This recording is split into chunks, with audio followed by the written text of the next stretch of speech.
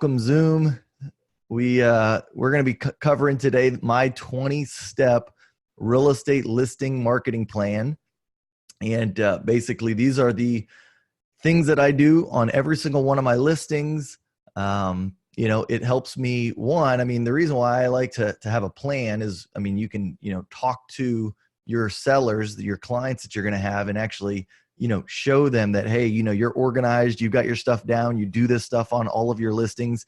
You can actually explain your value when you go and meet with them. And so I think that's super, super important. Let's see here. I'm still trying to, there we go. All right. And, but then too, once I've got a plan, it's so easy, to execute this plan and make sure that all of my listings get the same high level of treatment to make sure that they get sold as quickly as possible. And so some of these are going to be, of course, like no brainers, like, things you already know, but a lot of these, I would actually say, I don't see very many agents doing them or even talking about them. So, I would question on, how many people are actually doing all of this stuff. And so, most of these things that I'm going to have in here are multifaceted. Some of them are specifically to try and sell the home, to get more eyeballs on the person's home.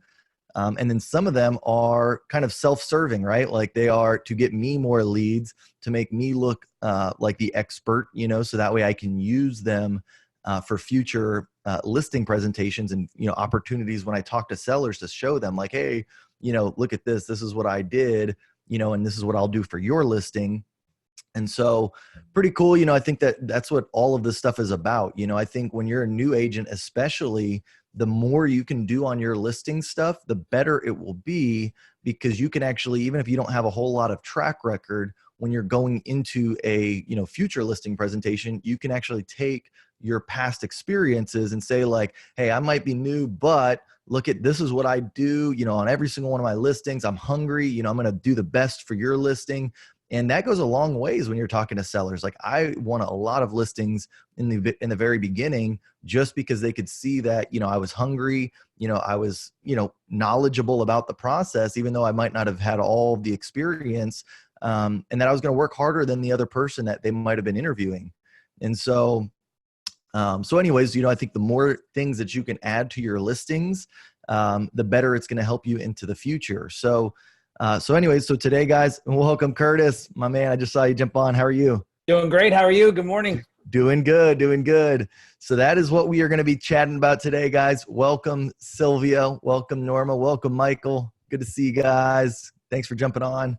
Tyler and Hope, good to see y'all. Tim Power, what's up, my man? Gabrielle, Latrice, Tony Garza, good to see all you guys. David, good morning. My man, David Suarez, Lisa, Mario. Awesome, guys. I'm so glad you guys are here. I think this is definitely be a worthwhile call to be on. Not that they're not all worthwhile calls to be on, but this one I spent a good amount of time getting prepared for. I've got all my tabs open. I'm actually going to share my screen here and run through all of these with you as we're going through them. All right, cool.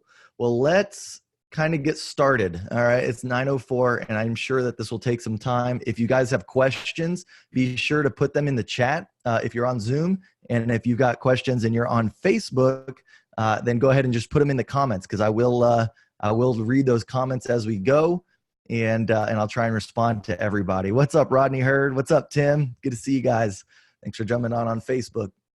All right, so the first thing that I've got down is a MLS description. So of course we all put MLS descriptions. There's nothing unique about that, but I wanted to just kind of share with you guys my thoughts behind an MLS description, or at least what I try and strive for when I'm writing them. Everybody knows, kind of the basics of like what the house has, right? Like, how many square feet and all that. I try and keep that stuff to as little as possible. I don't try and delve into that too much. But I will say the things that I focus on are things that you might not know readily from just looking at pictures or knowing how many bedrooms it has, like things, that might be specific to the neighborhood that maybe, people wouldn't know just by looking at the pictures. Things like if it has a lower tax rate than, most neighborhoods around it, just like stuff that you want to point out that aren't exactly obvious, right? Or, of course, if the, roof was recently replaced or things like that, you want to point out to get, because people can look at pictures and see what it has, right? Like, does it have, beautiful wood floors? Does it have, like all that stuff? Like, people are going to see that. You're almost just wasting space on your description by, by writing too much of that stuff. I'm not saying that you don't want to point out maybe the top 2 or 3 key features, but at least in our MLS, it's pretty short as far as how much we can actually write on that. And so I'll maybe put 2 or 3 of the big features, just as kind of buzzwords, but then I'm really kind of thinking through some of the things that are lesser known about that property that, the average person wouldn't know. Is it in a great school district? Like what's the rating of the elementary school on great schools, right? Like, it's a 9 out of 10, great schools rating for the elementary.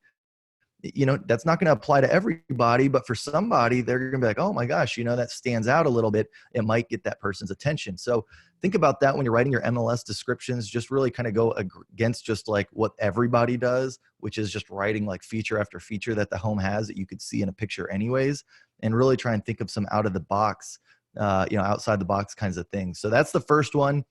That is the MLS description. Curtis, I don't know. I'll give you a couple seconds at the end. I don't know which ones of these you want to chime in on, but if I miss anything, feel free to stop me, Curtis. Okay, sounds like a plan. But otherwise, we're just going to jump to number 2, which is professional HDR listing photos.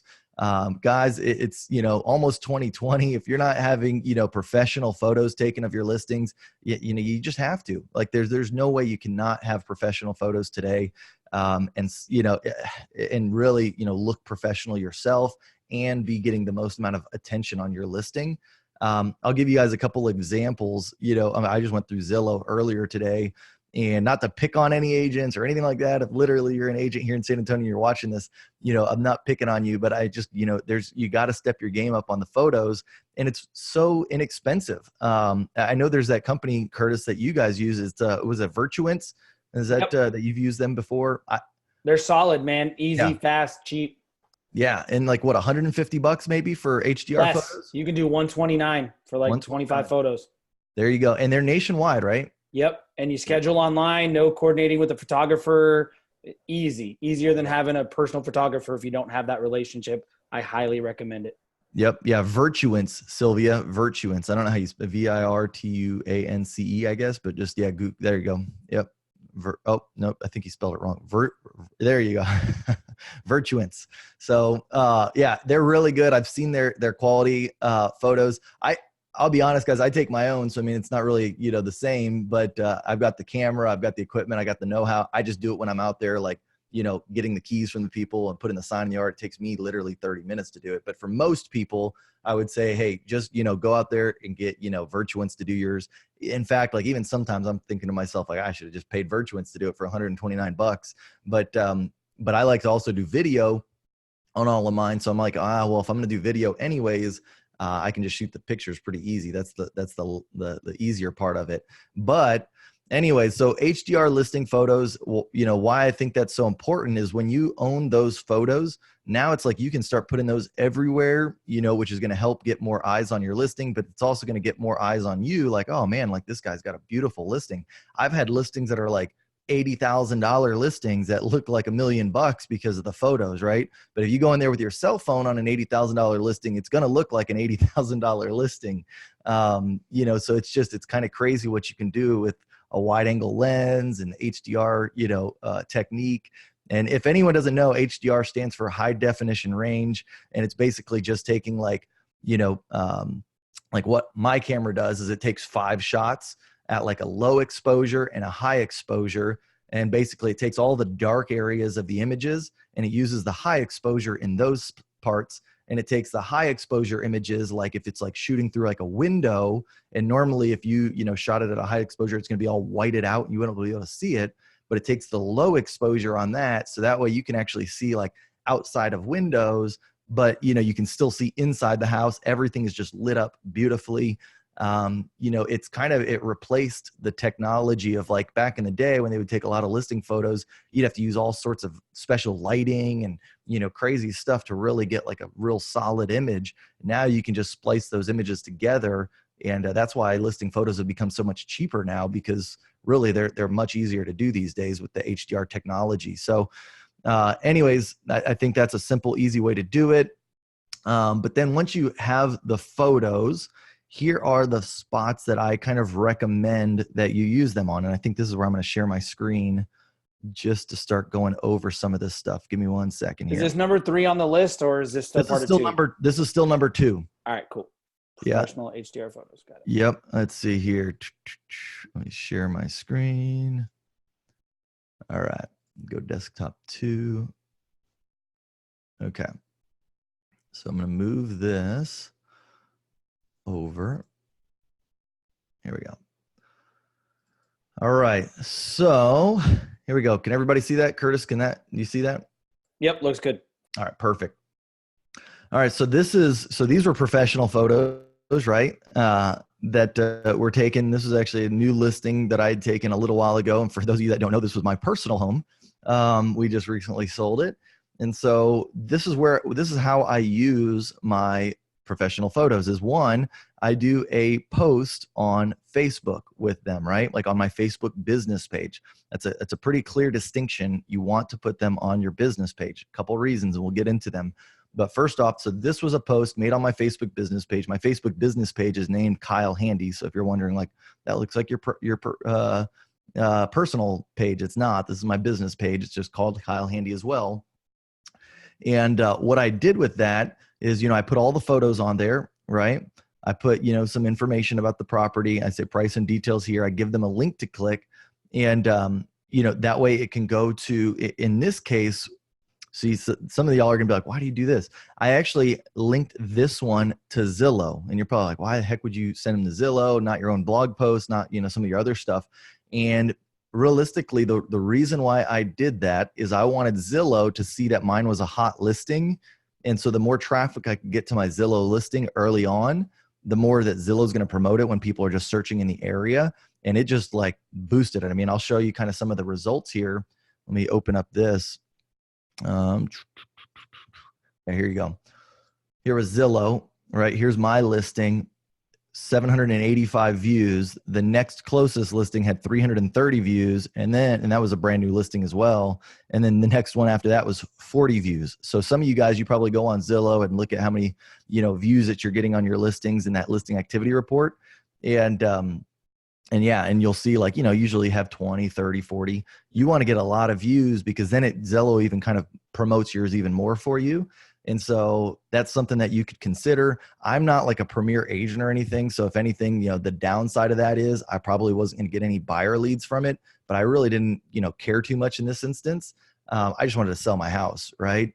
And so that's why I did that. But now if you do want to get your own leads from it, one thing you may consider doing is becoming a premier agent. So that way, at least you'll get the leads from your own listings. That is something that you can do. You don't have to pay for like their zip codes or anything like that, but you can become like a premier agent. So for any listings that you get, if there's a lead inquiry or anything like that on it, it will go straight to you versus going into their, zip code program where it gets sent out to, a few different agents. So that would be something that would be my thing that I would share with you guys, that, hey, if you definitely want to get the buyer side of the, deal, or at least get buyer leads, definitely consider that. Or you may just not want to send them to Zillow. You might want to send them to your own IDX website. Like if you've got, your own, real estate website that's got listings on it, send them there. And then if they register, it's going to go to you. For me, that was just my thinking behind that. I hope that is kind of clear to everybody. But let me show you also what I did. Once this was on my business page, right? So I've got this on my business page. I started promoting it. So I basically started sharing it. Right. I shared it with, all the groups that I'm a part of. Right. So I shared it with like Broker Underground. That's a group here in San Antonio that I'm part of, just full of agents. I think there's probably 3,500 agents in there. And, people just share listings. They ask questions, shared it into that group. I shared it to my personal page. I shared it to like a couple other like garage sale websites, like San Antonio garage sale types of websites. And then the rest of the shares were from like other people, right? Like, so other people were sharing it. And don't be afraid to ask for people to share your post with you. Like, I guess I didn't on this one, but usually what I'll ask, I'll just say like, hey, help me out. Like, we need your help on this one. Help me by, finding a buyer or finding the next, homeowner, and, help me share this post, right? Like, it's not bad to ask people to do that for you, and you'll get some engagement. You got to have some kind of a call to action. Looks like we're getting a little feedback. Let me mute all. There we go.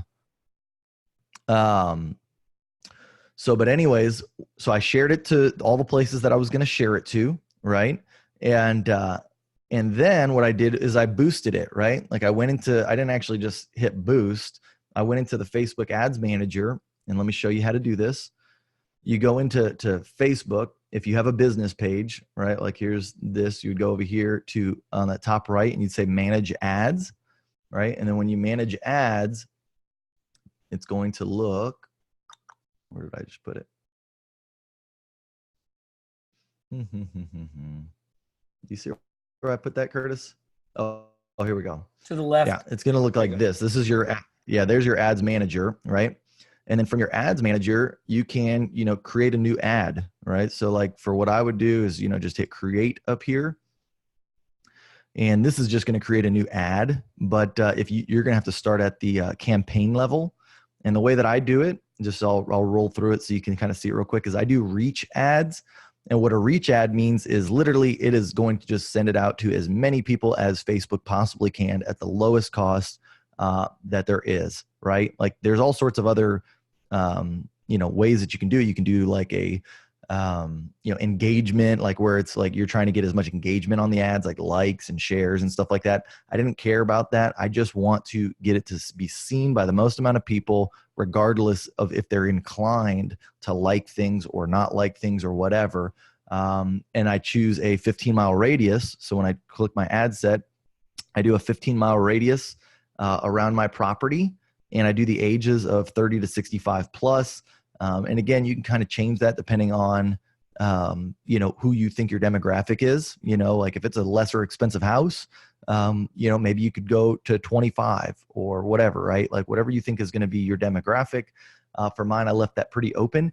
And then realistically, that's about all you can do because Facebook has taken a lot more of the demographics off that you can target. Like, you can't, do certain things that you could in the past. So it's really just age, the location, which again, you can pick a location still, but I think the smallest radius you can do now is 15 miles for a housing ad. You can't do like a 1 mile radius or anything like that, but you can drop a pin and then choose a 15-mile radius around it. So I just picked Timberwood Park, which is the neighborhood this house was in, and I did a 15-mile radius around that. And then on the placements, I only choose Facebook feeds. So make sure when you're going through it that, because it's going to automatically check all sorts of different boxes for you. And I would say just stick to the Facebook feeds, because it's going to try and put it on Instagram. It's going to try and put it in like Messenger. It's going to try and put it in all these weird places. I uncheck literally every single box, and I just want it in people's news feeds. And that's it. So that's how I set up the ad. And then for the actual ad itself, what I do for that is, if you come over here, it's going to look like this. Like, once you get to this point that you've set up the reach, you've set up the ad set, now you can actually create your ad. And I just used an existing post, right? So I've already had posted that post on my Facebook business page. Then you come over here and you can select the post that you want, right? And like, so for that one, I think I just did this one right here. It says photos from Kyle Handy's post. Now, obviously, if you were doing this and you just posted, it'd be higher up, in here. But for that particular one, you would just click on that, right, and say continue.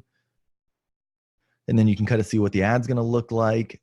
And pretty much, I think that was about it, because you don't have to write any ad copy or anything like that. It's basically just taking what you wrote already for that post and putting it in there. You can see what it looks like on mobile. You can see what it looks like on desktop.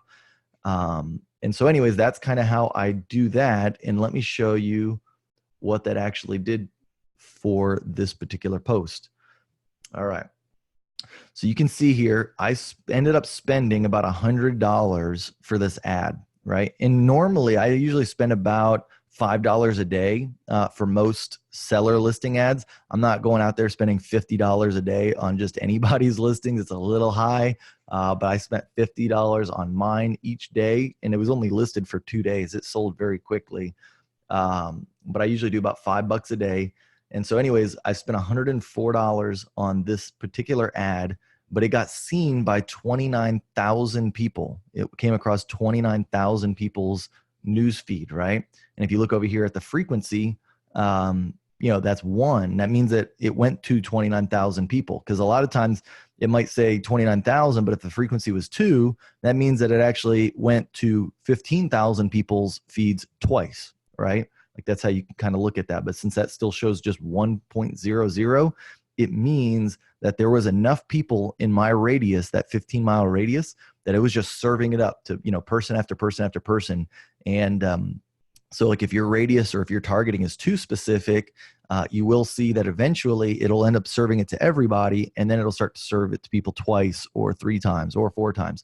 And once you get up there around 2.5, 3 times, you probably want to stop it, at that point, and maybe target something different, or come up with another ad around that property, whatever it might be. But you don't want to serve up the same one more than 2 to 3 times, in my opinion. So now let me show you too what that ended up equating to, is that with the engagement, I ended up getting 160 link clicks, meaning that they clicked on that link that I had put in there to go to Zillow. So 160 of my, what did I end up getting? I think I ended up getting like 1,000. I took this picture a while, even it still kept going up, but 785 there, I think I ended up getting like 1,000, and 160 came from my Facebook ad.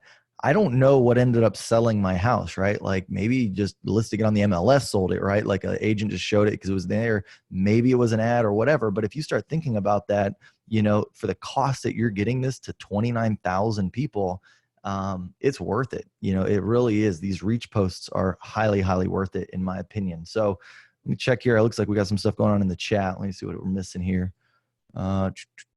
Yep, 38,000. Yeah, awesome. Like Zillow action, but I still think that I want the leads. And yeah, absolutely, Sylvia. I totally get it. What's the thing in the Facebook admin instead of just boosting from the actual post? Sylvia, I don't know enough about boosting. I've always just done them through the ads manager. You probably can do the same thing with a reach post on boosting it. But for me, I guess what it is I like to also, because I've got all of my ads that roll up into one campaign for reach. So you can see here, like I've got multiple ads that roll up into there. My Timberwood Park is just one of them. And so that way I can kind of compare and contrast. And I think every time that you create a boosted post, like if you look down here, yeah, see, like if you do a boosted post, it creates a campaign separate for just that post. So it's a little bit harder. I mean, you could still compare and contrast and all that stuff, but anyways, that's why I do it. So I'm sure you can do it through boosting it as well. But for me, like I said, I've just learned how to do it through the ads manager. All right, let's see. Yep, there you go. It gives you more finesse. Well, boosting, yep. Control on how it's promoted. Yep.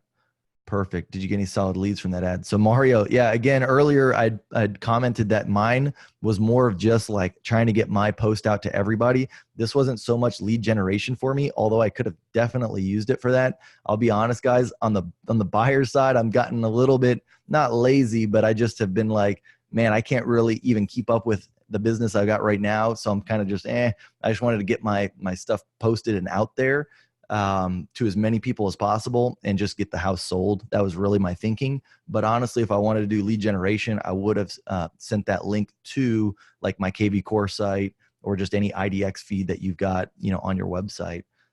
So yeah. So anyways, as far as like leads go, no. The other thing too is, I mean, honestly, I get leads just from doing this, right? Like even if, the people that are my friends on Facebook, when they go across my posts and they see 38,000 people reached, do you not think that they're going to probably call me to list their house? And like, that's honestly what I want for the most part, is just people to see my results and then want to do business with me because of that. And so anyways, all right, I don't want to go too much further, but yeah, you can see here, 38,000 people reached, 450 reactions, comments, shares, bunch of likes, all sorts of stuff, right? A bunch of comments, 86 comments.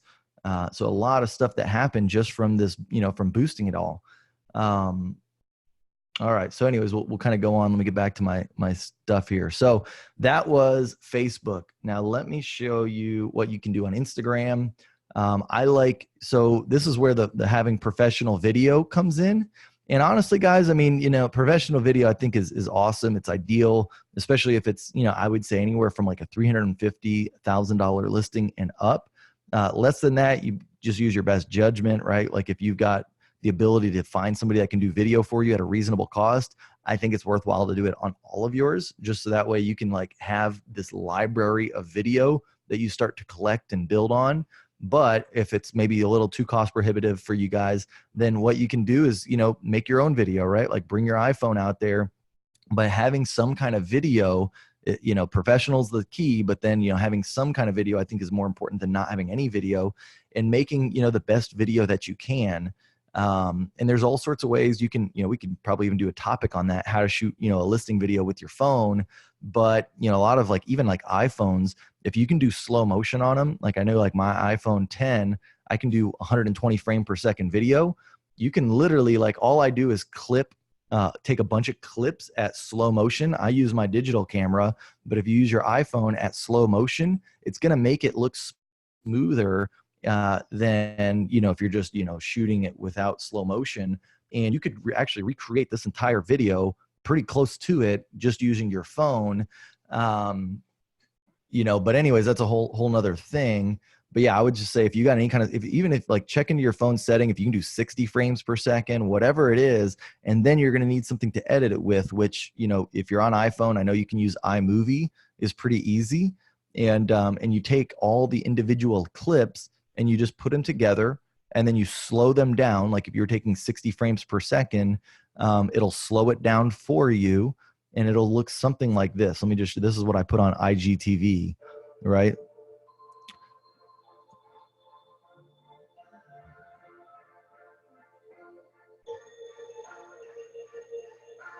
You'd have to have a drone to get that shot that I took. But, some of the stuff, if you don't have a drone, you're fine. You just need a video.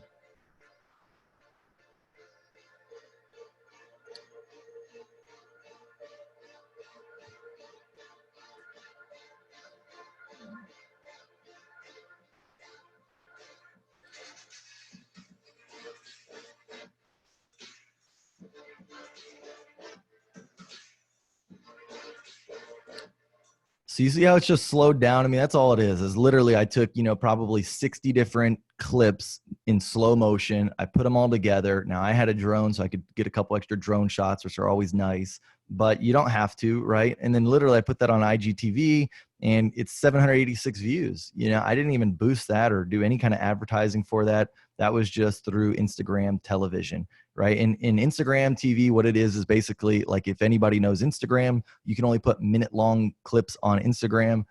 If you want to put something longer, you got to put it on IGTV, and you can go up to 10 minutes on IGTV. So this video was 2 minutes and 24 seconds. So that is why it went there. And quite honestly, like, the best things to do for IGTV is actually if you could do vertical video. For me though, I just had created one professional video and it was landscape mode. That's why it looks like that. But that's better than nothing, 786 views still. So that's how I kind of, use that. But the other reason why I put this in the photos section is worst case scenario is you can always do kind of like the old school where you take the pictures, and I'm sure there's programs that maybe people can comment or talk about where you can take the pictures and almost like make a virtual tour, so to speak, with them, where it like slides through the pictures and it almost makes it look like it's moving. And then put it to some music or something like that. Just get video so you can start sharing that video with people. I'm seeing the chat going on, so maybe people are talking about, yeah, it's like a slideshow. Yep. What do you use to put the text on pictures? That was a plugin. So I use Final Cut Pro to edit my videos. And so it was just a plugin, Norma, that goes with Final Cut Pro that I used. Let's see, do you use the same background music? No, I don't, Michael. I actually go to epidemicsound.com and I get all my music from them. It's all royalty free. So you can use it for, business use, and, it's like $15 a month or whatever. So see, how many frames are you shooting? I shoot in 120 frames per second.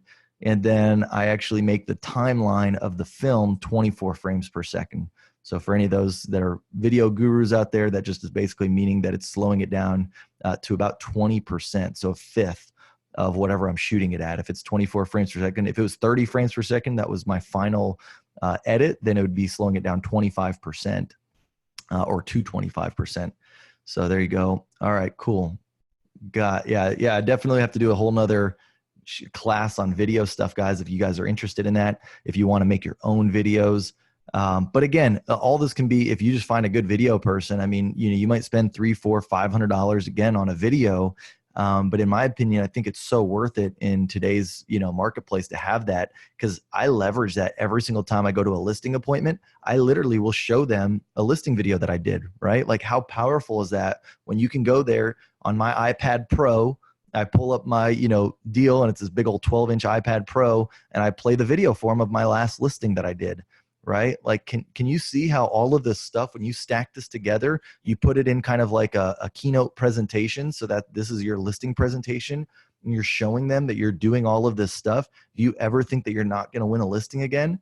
I can tell you, in 98% of the realtors out there are probably not doing all of this. And even if they are, they're not being able to show it in a good way. Right? So, all right. So let's get back on track here. So Instagram, all right, so you got that. And then of course, as far as the pictures go, you can post pictures to your Instagram profile as well. And, use hashtags like, for me, I use, hashtag San Antonio real estate, hashtags, house for sale in 78258, just any kind of like keywords that people might be searching for. Of course, I hashtag San Antonio realtor, San Antonio real estate agent, just things like that, because that stuff will live on forever, right? Or, for pretty long, especially if it's a lesser used keyword. Like, if I went in here and I just searched for, hashtag San Antonio realtor, all right, and I go and look, your posts live on for a while in here, right? So that's just like what you're seeing. And so people will find you, and then they'll direct message you because of your posts. And like some of these posts, if they're top posts, they'll live on for quite a while. Now, this is a pretty big, hashtag there, but like if I did, like hashtag, Stone Oak, San Antonio, right? Something like that. Like if the listing was in Stone Oak, you could put that here, and you can see there's not very many listings, so they'll stand out. And if somebody was looking, they might click it, they might come across your profile, all sorts of way for, stuff like that to happen. So make sure that your hashtag, you can put 30 hashtags inside of any particular post that you make. Don't put more than 30, but I also wouldn't put less than 30. A good tool, just to give you a quick little, I use this tool called Flick. Flick.tech. You log in here, and basically it will give you ways to find Instagram hashtags that match like what you're looking for. So like you put in how many followers you have, how many likes you get on average for each one of your posts, and then it'll give you suggestions of what hashtags you should target. Because if you target too big of hashtags, your posts aren't going to come across. Nobody's going to see them. They're just going to get buried in the news feed. But if you target good hashtags, meaning that there's not very many people that are using those hashtags, you're probably not going to get seen by as many people, but you'll get seen by some, right? Because you're not competing with a bunch. Yet if you go to a big hashtag, there's a lot of people looking at them, but there's also a lot of big people that have, big followings on Instagram. And if they've got a lot more likes than yours, you'll never get seen. So just keep that in mind. This is a good tool to kind of show you what you can do. I think they've got a trial that you can use. So anyways, that's Flick. All right. So that's all about Instagram hashtags. So we're still just like literally on number, I guess, 5 or 6 right now. So we got to still hustle here.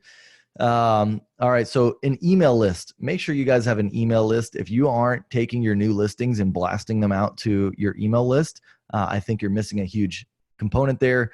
I still get 30 to 40% open rates on my emails, and I've got probably about 9,000 people in my email list. So that just goes to show you how many people are seeing whenever I blast these out. And the people that I'm blasting them to are agents. I keep a list for agents. I keep a list for clients. And then I keep a list for leads. And the difference is like leads are just leads that I've generated over time. That's where the bulk of my database is. But then clients are like your past client database, right? And there's less people there, but they're better quality, like higher quality. They've done business with me. They know who I am. So I definitely send it to them. And I'm not sending it to them to say like, hey, you should buy this house. I'm just like, hey, can you help me out? I'm trying to sell this home, and I need your help. Share it with somebody that you think that might be interested in it. And again, this is kind of one of those things where maybe they know somebody, maybe they don't. But either way, if they see me doing this for somebody else's listing, they're going to probably want to use me when it comes time to sell their house, because they see that I'm out there, working it and trying to get, every angle on it. So, all right. So that was the other one. And then now a blog post. So here's the other thing. When you have pictures, when you have video, you've already got the content. I highly recommend making your own blog post. And the coolest thing about it is, honestly, guys, if you start the blog post, like, because when the listing is going to take place.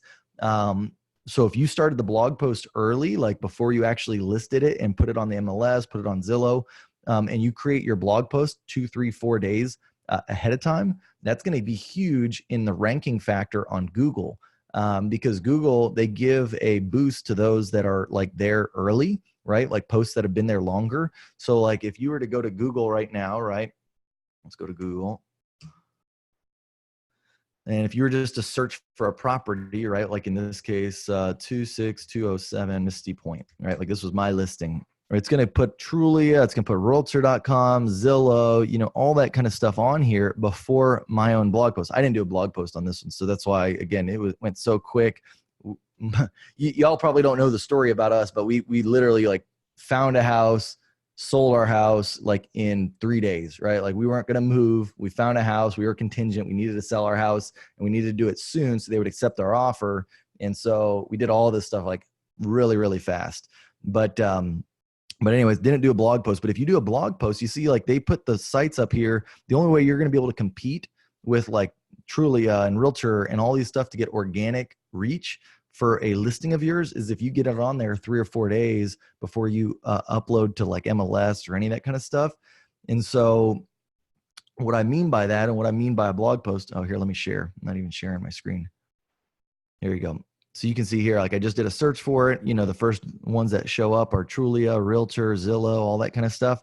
If you do a blog post, when somebody was to search maybe that address, they're going to come straight to your site first. You're going to have that first organic ranking on there if you posted it 3, 4, 5 days, even though your site doesn't have the same authority maybe as Trulia or Realtor. If you put pictures, you put video, you put a description, and you put it all in there on a blog post, you're going to have that chance. So like, let me show you here. This is like one of my blog posts that I do on listings.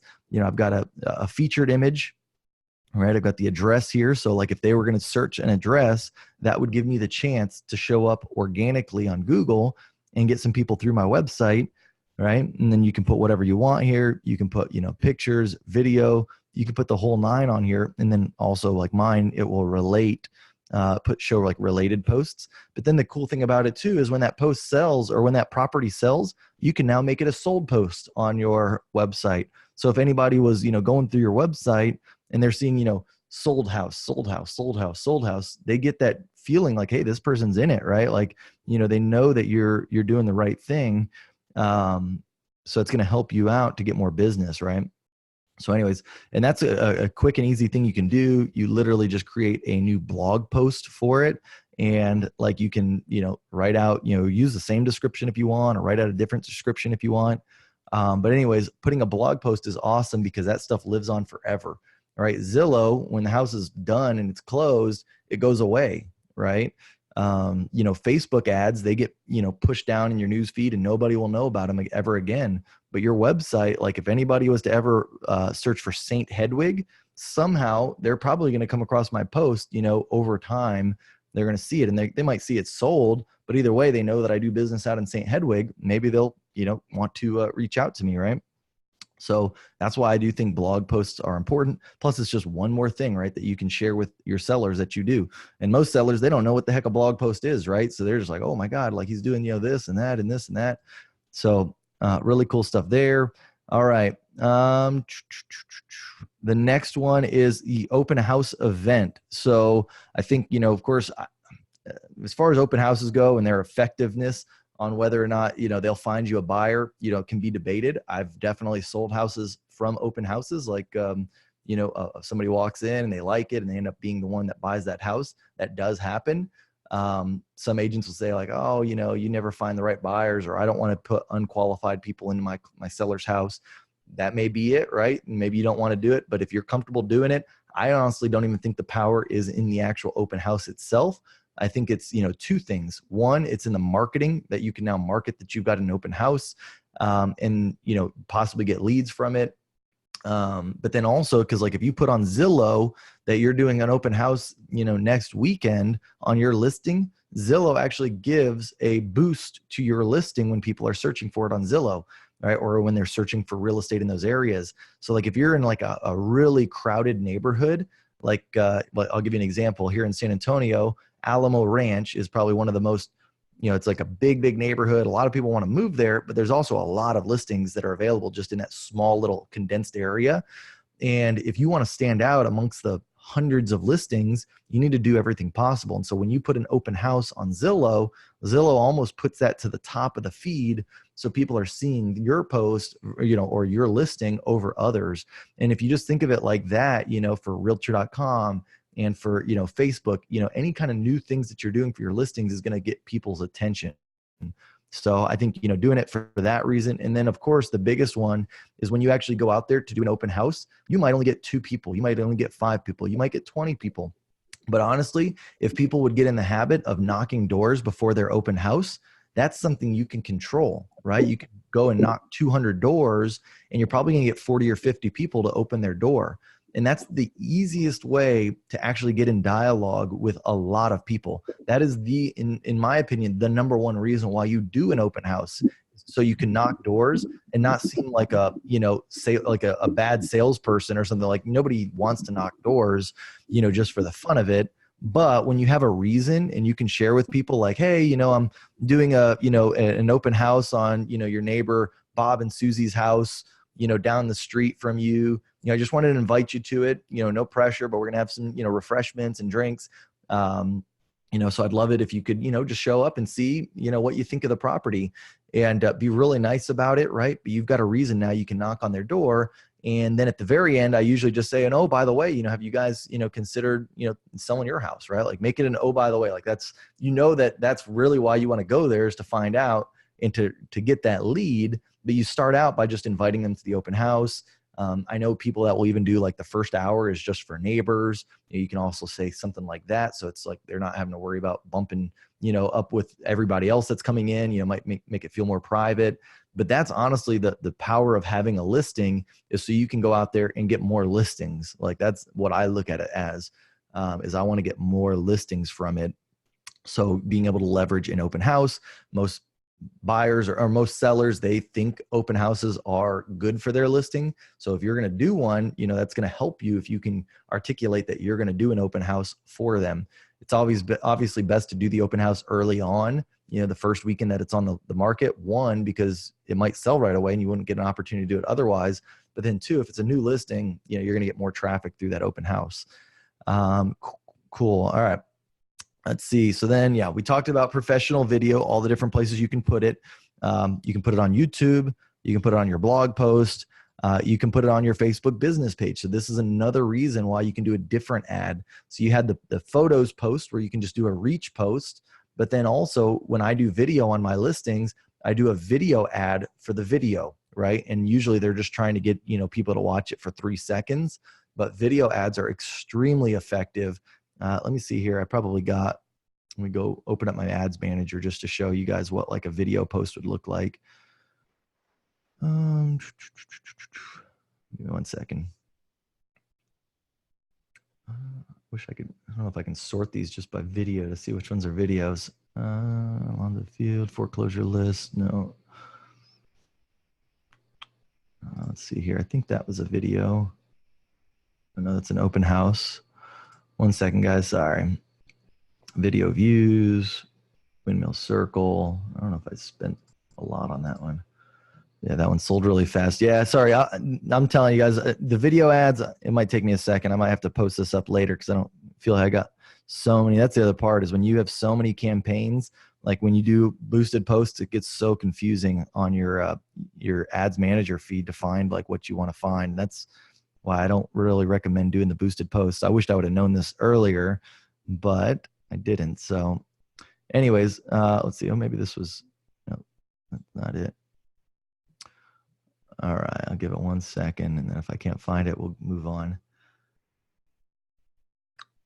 Yeah, no, I can't find it. All right. So anyways, video, guys, I'm telling you, you got to do the video to get, one, the professional looking aspect, like, hey, you take videos for all your listings, but then two, it's super effective for getting views. Like if you thought that, having 28,000 people or 38,000 people reached on just, the pictures were good, use a video ad and you'll see the effectiveness of it. I mean, you will get people that are more engaged with it because they're actually watching the video, and it's about the same cost. I mean, if you spend $100 on a video post, you're probably going to get not 28,000, because that's not the intent of like a reach post where it's just sending it out to everybody, but you're going to get, it's seen by probably 15,000 people. And of that, you're probably going to get like 7,000 or 8,000 people that watch a 3-second video post, which is huge, because now they're actually watching something, they're seeing your marketing, they're seeing the house. So either way, they might be either getting more interested in you as potentially being their realtor, or they're getting more interested in that listing as being something they can share with a friend or look at for themselves. So cool. So we got video there. All right, here's a couple cool ones that I wanted to share with you guys that I don't think are very well known. And this is Zillow and swapping your photos out, right? So let me just show you, give you an example. I'm going to share my screen here. Many of you guys, y'all probably put the, you might have HDR photos and you put them in the MLS, which is great, right? You want to put, high definition, high resolution photos in the MLS.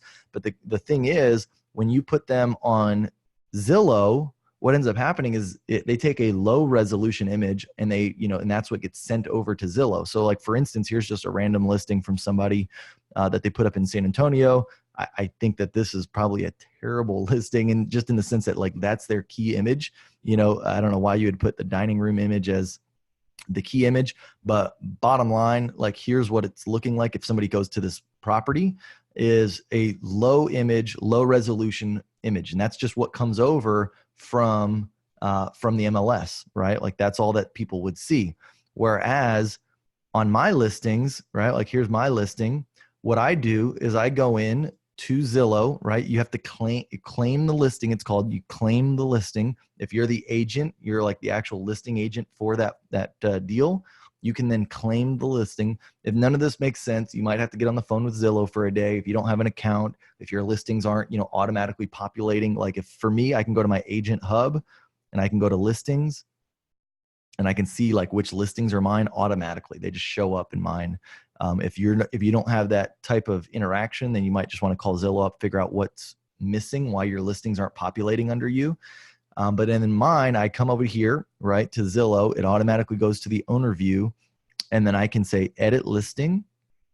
All right, it's going to ask you to sign in, and then down here where you see the photos, I actually come down here and I actually upload new photos, which are they're not new, they're just the high resolution photos. And then I delete out the ones that were from the MLS. And so what that ends up doing is, if you see here, like one, the photos look way better, right? They take up way more of the screen. You compare that to this, right? And it's the same thing on mobile. On mobile, when people are looking, it's going to look more pixelated. They don't look nearly as crisp and clean. And so if you're paying $129 for photos, you might as well have the full bang for your buck and make sure that you're uploading them so they look good on all of the sites that you're uploading them to, right? So like that's so much better than this. And that's what I do. That's one of the biggest things that I do when I go to a listing presentation. I pull up one of my listings and I say, hey, look, here's my photos. And then I just take a random listing, because I will tell you over 95% of the agents don't know how to do this. And they just leave whatever streams over from the MLS.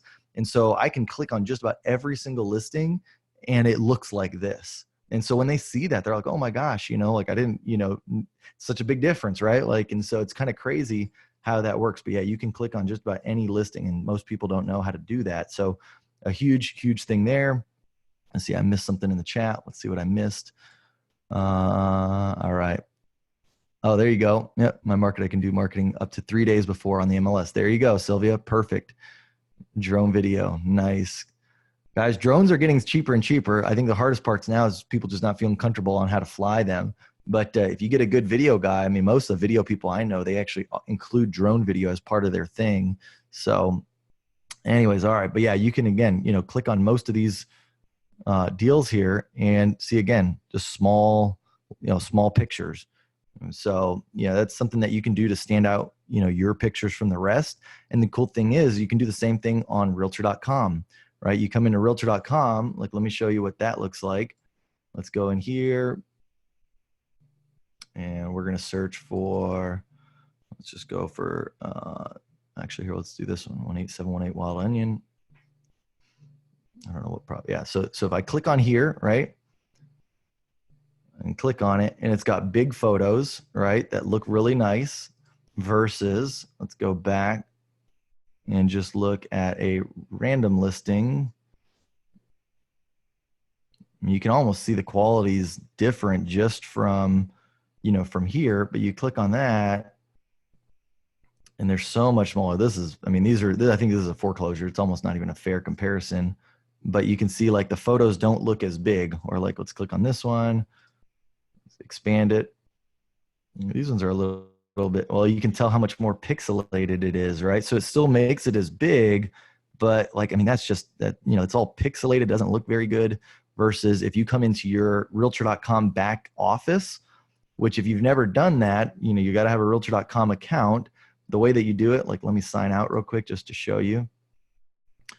So a lot of times people will have a realtor.com account, right? But it's not an actual professional login. So like when you go to log in, you might have an account like that. But what you need to do is go over to here to where it says pro login, right? And then you log in as a professional, right?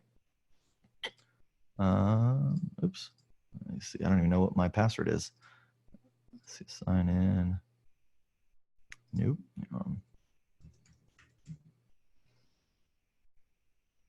There we go. All right. So you come in here and go to your listings, and the same thing, you know, if your listings aren't populating on your page, like these automatically show up on my listings thing, you might need to talk to realtor.com to figure out like why they're not doing that. But then like if you go in here and you click on the listing, you go to photos, you can click on this change source. You can see here photo source has been customized. So they're not automatically being pulled from the MLS feed anymore. It even tells you the recommended size of the images that you can upload. You know, 3264 by 2248. So I make sure that all my photos are in that resolution. And then what I end up doing is I just add all of my photos that are high resolution. And I just delete out of there all the photos that came over from the MLS. So another quick tip that you can use to, you know, to one, you know, it's a better deal for your sellers, right? But then two, you can now articulate that to your sellers and it makes you look like the professional. Cool. So we got that. Now back to Zillow. Another thing that you can do, and this is literally just using your phone, is using the Premier Agent app, right? There's a separate app for Zillow. And like, let me show you here what that looks like. So if you download the Premier Agent app on your phone, and you go to your listings inside of the app, it's going to allow you to add video to your listing, right? And what that does is it will just boost your video or boost your listing, you know, higher up in the feed. And it's a real quick thing. Like, you know, with the video, it only takes maybe 10 minutes to make the whole video of the house. It's going to prompt you on how to do it. I guess I can't show it on desktop, but on mobile, you definitely can. Oh, here you go. Yeah, the video walkthrough. Like, it'll prompt you on how to do it. These aren't professionally done. I literally took my iPhone because that's all it lets you do. It will not let you use a professional video unless you pay for like some additional service through Zillow. But for free, you can download their Premier Agent app and literally just take kind of like, you know, a shot of something and then take another shot, and Zillow automatically clips it together for you. And then it's supposed to help boost your rankings within Zillow. Plus, again, you know, it looks good, right? Like, and literally all you're doing is going through each room and kind of like moving your phone. but yeah, you can only do the max of 2 minutes on the video. So, but I say just, put that on all of yours just to, not only help it out, but then it's going to give you more views on that listing. So Zillow, Premier Agent, and then, go through the steps to put video on there. All right, we're getting to the end, guys. One of the other cool ones, this is the last one that I'll finish up on that maybe y'all don't know. Real quick, put in the chat if you know what EDDM is. And no, it is not electronic dance music. This is not EDM. This is EDDM. Do you know who's heard of EDDM? All right, do we got any EDDM on here? Let's see, I'm gonna look on Facebook. Got EDDM. What's up, Phil? Good morning, bud. I love it. Let's say to you, your MLS open house updates auto-populate into. Trent, that's a good question. I've always wondered that too. I always end up having to go into Zillow and Realtor.com and just manually put them in there, even though it says whenever you go in there, it'll say that it's auto-populated from the MLS. I've never had good luck with that, so I just manually do it. And then if it ends up getting, overwritten by the MLS, that's fine. But I just want to make sure it's in there because I've done it where I put the MLS in, or I put the open house in the MLS. And there you go, Selena. She got it right. Yep, Karina got it. Tracy got it. Russ got it. Perfect, guys. I'm going to real quick show you what EDDM is. But yeah, as far as the open houses, I put it in the MLS, but then I go into Realtor and I go into Zillow and I manually add it to those as well. All right, Carlos, you're about to find out here. There you go. No clue. Well, here, pay attention. Here we go. So EDDM stands for Everyday Direct Mail.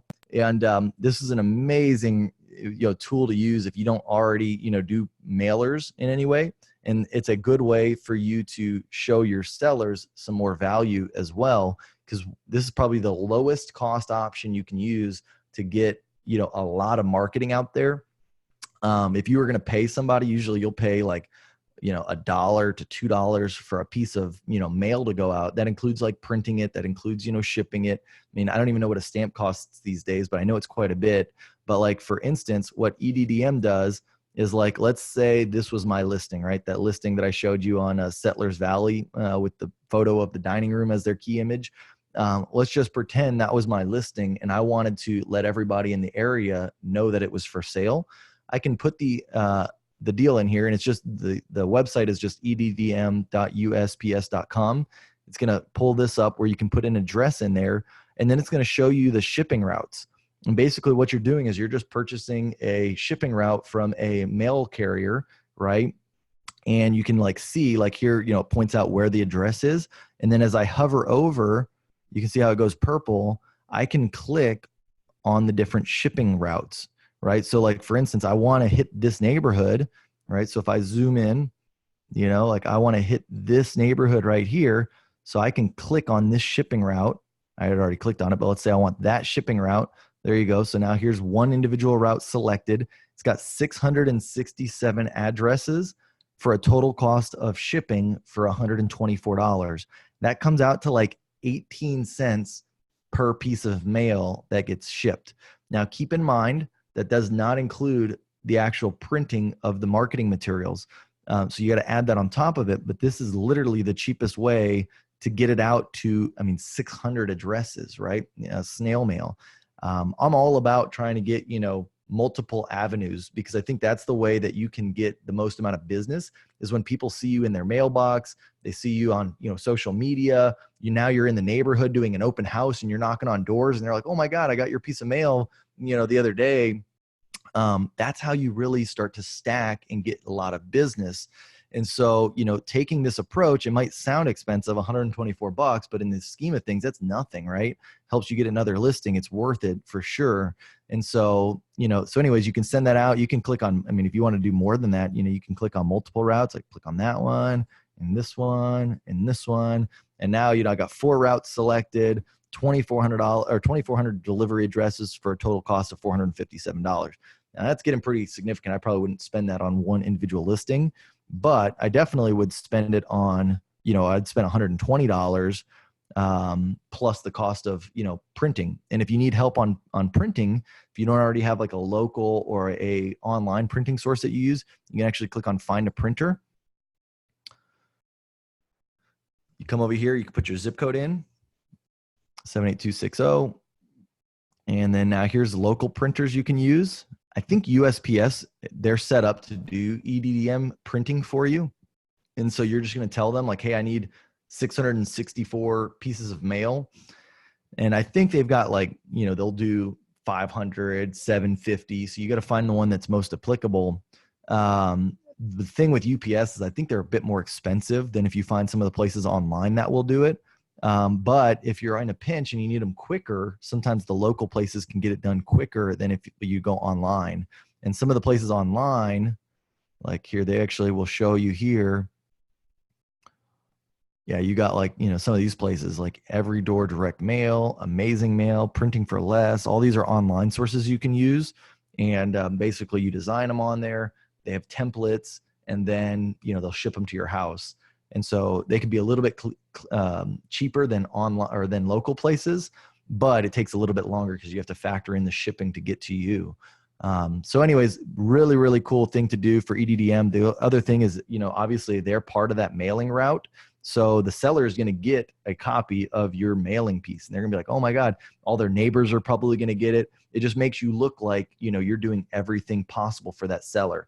And then the coolest thing, I'll end on this because I know we're over time now. When you're doing all of this stuff, the best part about it is that I can go to a seller when their house is not selling, and I can say, look, hey, this is the results that I've done. You can see I'm clearly marketing your home. I've done everything possible that I know how. I've gotten in front of 38,000 people. I mailed it out to, over 600 people. It's not selling. It's not because of my marketing, right? It's because the price is too high or whatever, right? That's 99% of the time is why it doesn't sell, is because the price is too high. But now, if you haven't done anything to justify why you're telling that seller that you need a price adjustment, it really feels kind of like icky, to go to them and say like, let's drop the price. But when you can feel good knowing that you've done everything possible and you've actually spent your own money on marketing their listing, like it's a lot easier to go in there and get a price drop when you need it. So just keep that in mind. Like, I think that's a huge thing to note about doing all of this stuff. In addition to getting, more listings, in addition for you to winning that listing appointment, in addition to just getting that house sold for your seller. I think that there's all sorts of reasons why the more marketing you can stack up, the better it's going to be for you. So cool. So I know we went over time, guys. I hope you guys don't mind. We still got a lot of people sticking around on Facebook and on Zoom. I really appreciate you guys being here. We can go and dig into, all of these, almost can be dug into and figured out how to capitalize and to do more on them, especially like the video aspect. I know a lot of people had questions about video and, doing that themselves. But if you got more questions, guys, don't hesitate to, reach out to me. Let me know what you're working on. Maybe you're doing some stuff that I didn't share, right? That's working, that's pretty effective for you. I'm always looking for new things to add to my marketing plan. So please, reach out, let me know. And if there's more things you want further information on, let me know about that. If you're, if I went too fast through this, which I did go pretty quick, and you just want to watch the replay and, get some of these things down again, they are available on my Patreon page. You can go to patreon.com/Kyle Handy. And basically you can subscribe to my Monday masterminds. And basically you'll see all of my past Monday masterminds. So let me show you here what it looks like here. If you go to Patreon, let's see, it's going to look a little different for you if you're not in there with me, but like, let's see. Taking a second. Here you go. You would sign up for this agent sales training right here. It's $4.98 a month. You get all of the past recorded episodes, plus then any kind of future bonus episode that I do, you're going to get access to that as well. So that's agent sales training. If you're an EXP agent and you want all of our agent recruiting trainings, which I do that every Tuesday on the Tuesday Mastermind, you can sign up for the Tuesday Mastermind here. Or if you want both of them, the sales and recruiting, then basically you sign up for both, $849, you get both of them. You get every single Monday and Tuesday mastermind I've ever done. So that is how you can go back and watch all the past stuff. I really appreciate for those of you that are Patreons or supporters. That really does mean a lot to me to know that I think I've already got 30 or 35 Patreon supporters. That's amazing because I only started this like a month ago or a month and a half ago. But for those of you that are here live every single day, I appreciate you guys as well. For taking time out of your week and coming out here on Mondays and Tuesday mornings and helping to support this. So anyways, guys, that's it. I know that I went over time, but I'll be here again next week on the next Monday Mastermind. And I hope I'll catch you then. Otherwise, I'll see you on the Tuesday Mastermind tomorrow. So take care, everyone. Talk to you later.